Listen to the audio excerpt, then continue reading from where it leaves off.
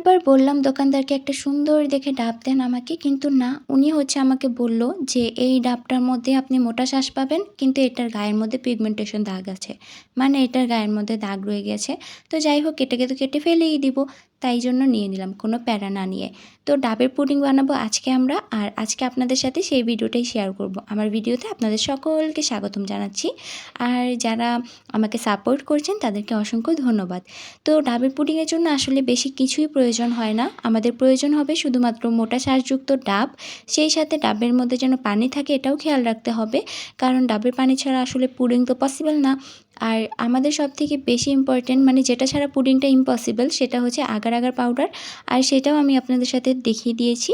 আর এই তো এখানে হচ্ছে আমি ডাবগুলোকে ডিজাইন করে কেটে নেব, যেহেতু আমি কেক বানাই আমার কাছে নজল ছিল, বাট আমার কাছে আসলে মানে ডাবগুলোকে এর থেকে বেশি ডিজাইন করার জন্য কিছু ছিল না।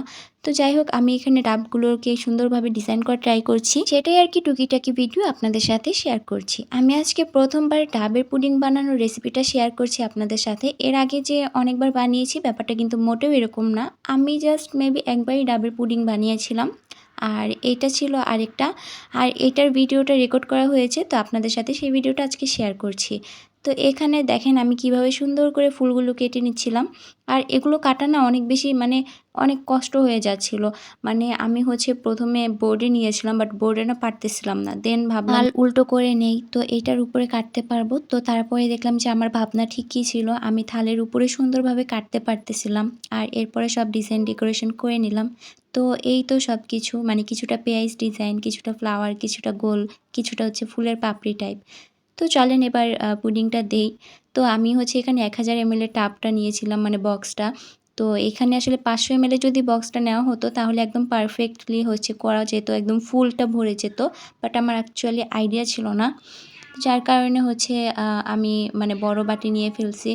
তো এখানে প্রথমে ডাব, তারপরে হচ্ছে পুডিং, তারপরে আবার ডাব, এভাবেই করে যাচ্ছিলাম।